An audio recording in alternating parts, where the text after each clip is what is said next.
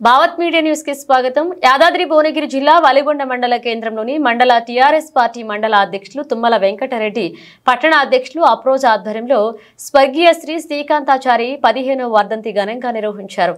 ఈ కార్యక్రమంలో మాజీ జడ్పీటీసీ మోగుళ్ల శ్రీనివాస్ గౌడ్, డేగల పాండు, మాజీ రైతు సమన్వయ కోఆర్డినేటర్ పడమటి మమతా నరేందర్ రెడ్డి, చేకూరి గోపాల్, బాలకృష్ణారెడ్డి, సత్యనారాయణ, కళ్యం మారయ్య, పలుసం రాజు, శాంతికుమార్, పబ్బు స్వామి, టీఆర్ఎస్ నాయకులు శేఖర్, ఉప్పలయ్య, పోలేపాక భిక్షపతి, మల్లారెడ్డి, టీఆర్ఎస్ నాయకులు, కార్యకర్తలు పాల్గొని ఘనంగా వర్ధంతి నిర్వహించారు.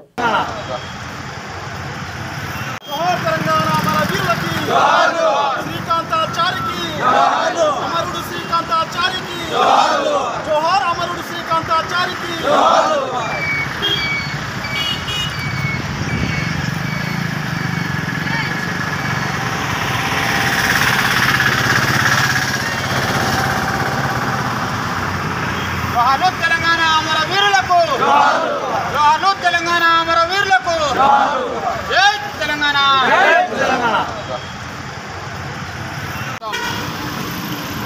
మరి 2009 మరి డిసెంబర్ 3 నాడు మరి శ్రీకాంతాచారి గారు తెలంగాణ రాష్ట్రం కోసం పెట్రోల్ పోసుకొని మరి ప్రాణ త్యాగానికి సిద్ధపడి మరి ఆనాడు బలిదానానికి అవ్వడం జరిగింది. నిజంగా ఒకసారి తెలంగాణ గురించి ఆలోచన చేయాల్సిన అవసరం ఉంది.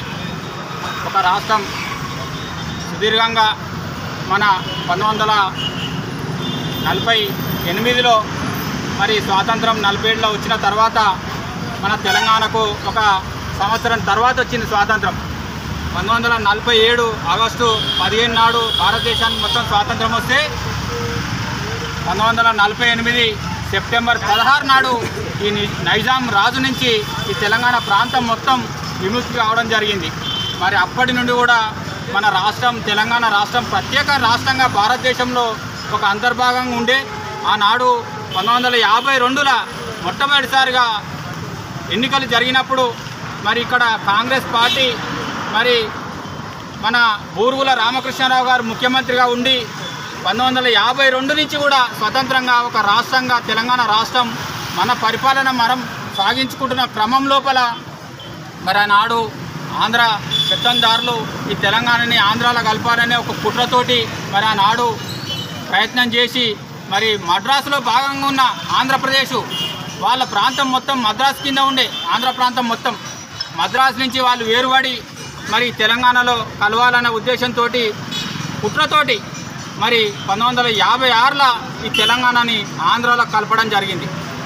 ఆంధ్రాలో కలిపిన దానికి ప్రధాన భాగం మరి ఆనాడు కాంగ్రెస్ పార్టీ ప్రధానమంత్రి జవహర్లాల్ నెహ్రూ స్వతంత్రంగా ఉన్నటువంటి మన తెలంగాణ రాష్ట్రాన్ని తీసుకుపోయి ఆంధ్ర ప్రాంతంలో కలిపింది.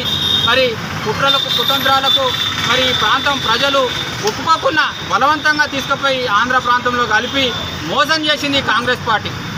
ఆనాడు జవహర్లాల్ నెహ్రూ మరి ఆంధ్ర ప్రాంత నాయకులకు తలొగ్గి ఆంధ్ర ప్రాంత నాయకులు తెలంగాణ సంపద మీద, తెలంగాణ నీళ్ల మీద, తెలంగాణ నిధుల మీద, తెలంగాణ ఉద్యోగాల మీద కన్నేసి ఖచ్చితంగా ఈ తెలంగాణని ఆంధ్రాలో కలుపుకుంటేనే మన ఆంధ్ర రాష్ట్రం బాగుపడుతుందనే ఒక దుర్మార్గమైన చర్యతోటి ఈ తెలంగాణని బంగారు తెలంగాణ ఉన్న ఆ రోజుల్లో మరి భారతదేశంలో ఒక మంచి నెంబర్ 1 ఉన్న తెలంగాణ నాడు ఆంధ్రాలో కలపడం జరిగింది. దీనికి ప్రధాన బాధ్యత ఆనాడు కాంగ్రెస్ పార్టీ ప్రధానమంత్రి మరి జవహర్లాల్ నెహ్రూ మరి దుర్మార్గంగా తీసుకుపోయి ఆంధ్రాలో కలిపిండు.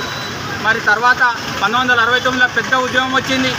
ఉద్యమంలో దాదాపు 360 మంది ఆనాడు కూడా పోలీసు కాల్పులకు మరి బలిదానం కావాల్సి వచ్చింది. ఆనాడు కూడా ఇందిరాగాంధీ ఒప్పుకోలే. తర్వాత 1971లో జయాంధ్ర అని ఆంధ్రాలో ఉద్యమం వచ్చింది. జయాంధ్ర పేరు మీద మాకు కూడా మా ఆంధ్ర రాష్ట్రం మాకు కావాలని అక్కడ వాళ్ళు కొట్లాడిరు.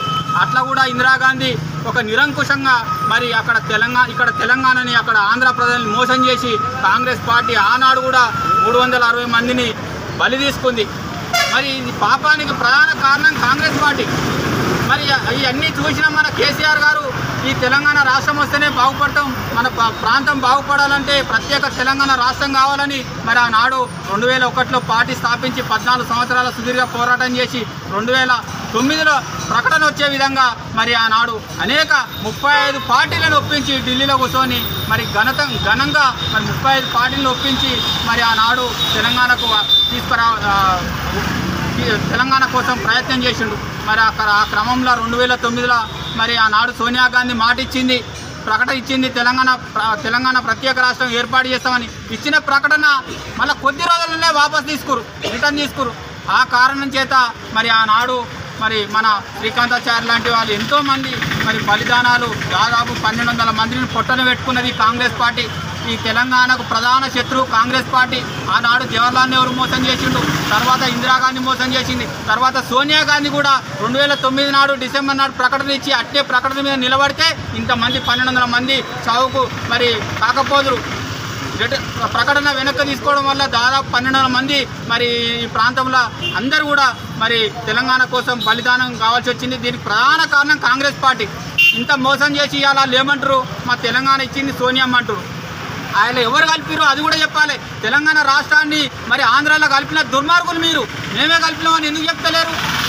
ఖచ్చితంగా మీరు కలిపి ఇంత దుర్మార్గంగా రాష్ట్రాన్ని ఎంతో తీసుకుపోయి మళ్ళీ ఇవాళ మేము సోనియమ్మ ఇచ్చింది.